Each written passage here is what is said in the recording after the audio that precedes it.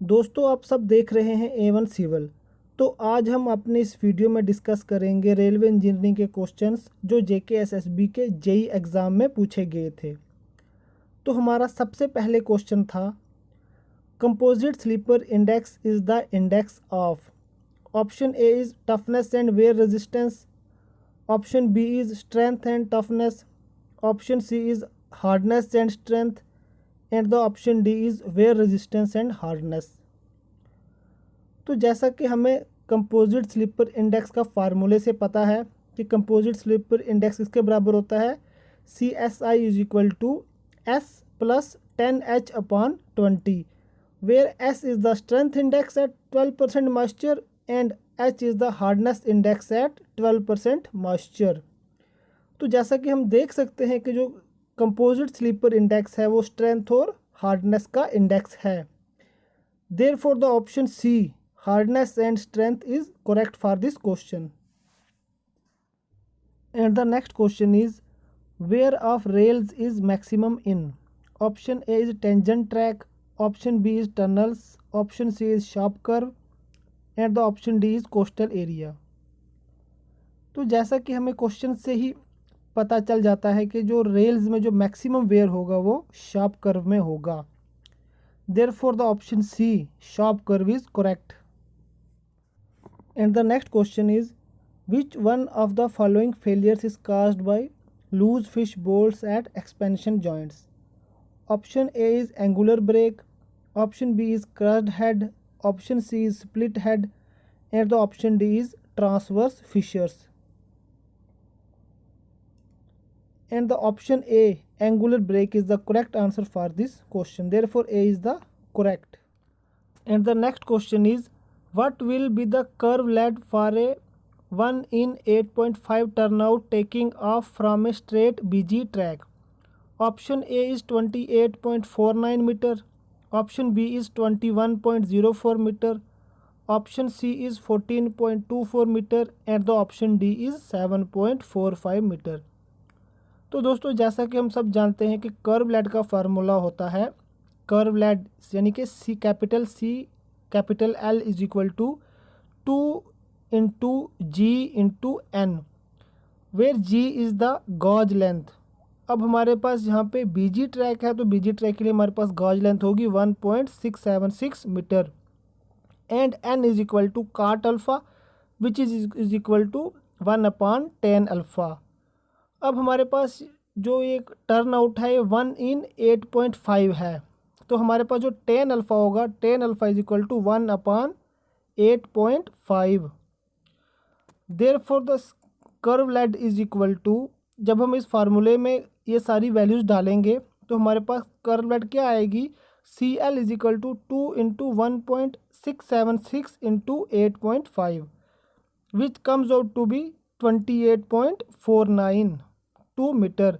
तो अब हम देख सकते हैं कि जो हमारा ऑप्शन ए था 28.49 मीटर वो बिल्कुल करेक्ट है। Therefore the option A is correct for this question. And the next question is, at points and crossings the total number of sleepers for 1 in 12 turnouts in broad gauge is. Option A is 51, option B is 62, option C is 70, and the option D is 78. And the correct option is C. And the next question is, maximum value of throw off switch for broad gauge track is. Option A is 89 mm, option B is 95 mm, option C is 100 mm, and the option D is 115 mm. तो दोस्तों, हमें यहाँ पे question में पूछा गया है maximum value of throw of switch, तो ये हमारे पास इसका आंसर आएगा D 115। और अगर हमें पूछा जाता है minimum value of throw of switch for broad gauge track, तो उसका ऑप्शन होता है 95 mm। तो हमें याद रखना है कि मैक्सिमम वैल्यू हमारे पास होगी 115 mm और मिनिमम वैल्यू होगी हमारे पास 95 mm। तो इस क्वेश्चन में हमें मैक्सिमम वैल्यू पूछा गया है, तो the option D is correct. And the next question is, the cross sectional area of 52 kg flat footed rail is. Option A is 7235 mm square, Option B is 7825 mm square. Option C is 6615 mm square. And the option D is 6155 mm square. तो दोस्तों वैसे तो हमारे पास यहाँ पर बहुत सारी rail sections हैं, लेकिन जो हम कॉमनली यूज़ करते हैं वो है 52 kg flat footed rail and 60 kg flat footed rail. तो हम इन दोनों के जो क्रॉस सेक्शनल एरियाज़ हैं उनको याद कर लेंगे। हमारे पास जो 52 kg फ्लैट फुटेड रेल है उसका क्रॉस सेक्शनल एरिया है 6615 mm स्क्वायर, और जो 60 kg फ्लैट फुटेड रेल है उसका क्रॉस सेक्शनल एरिया है 7686 mm स्क्वायर। तो हमें इस क्वेश्चन में पूछा गया है 52 kg फ्लैट फुटेड रेल का क्रॉस सेक्शनल एरिया, जो कि ऑप्शन सी बनता है। Therefore the option C 6615 mm square is correct. And the next question is the formation width for a single line metre gauge track in embankment as adopted on Indian railways is. Option A is 4.27 metre, option B is 4.88 metre, option C is 5.49 metre, and the option D is 6.1 meter. And the correct option is B, that is 4.88 meter. And the next question is the rail is designated by its option A is length, option B is weight, option C is cross section, and the option D is weight per unit length. तो दोस्तों जब भी हमने कभी rail section के बारे में पढ़ा होगा तो हमने देखा होगा कि 52 kg per metre, 60 kg per metre. तो वहाँ से हम अंदाज़ा लगाते हैं कि जो रेल होती हैं उनको डेजिग्नेट किया जाता है bye its weight per unit length, that is जैसे कि हम देखते हैं 52 kg पर मीटर और 60 kg per metre. Therefore the rail is designated by its weight per unit length. Therefore the option D is correct. And the next question is the two important constituents in composition of steel used in rail are.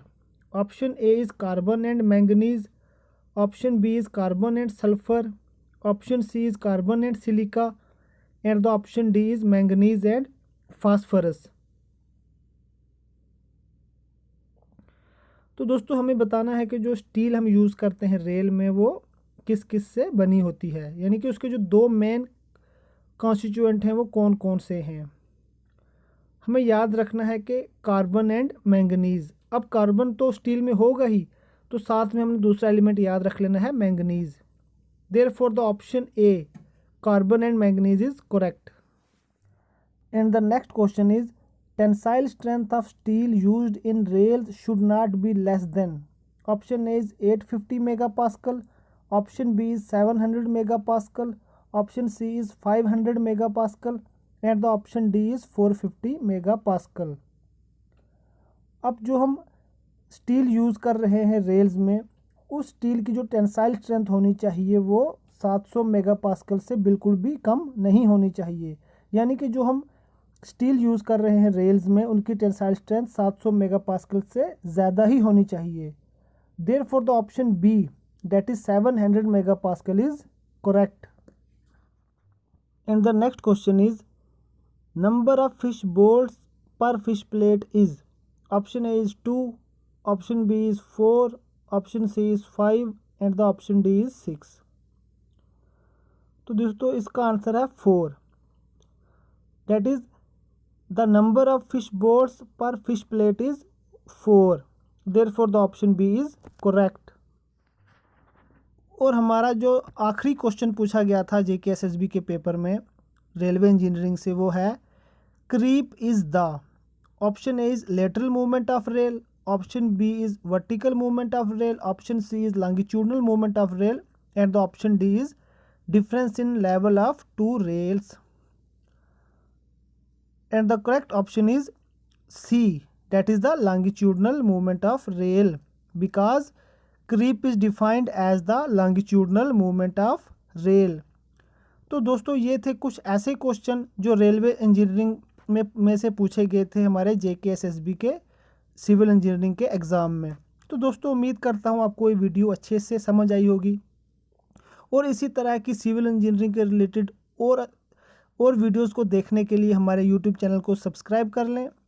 और अगर आपको हमारी ये video पसंद आई है तो इस video को ज़रूर लाइक करें और आपका बहुत बहुत शुक्रिया हमारी वीडियो को आखिर तक देखने के लिए।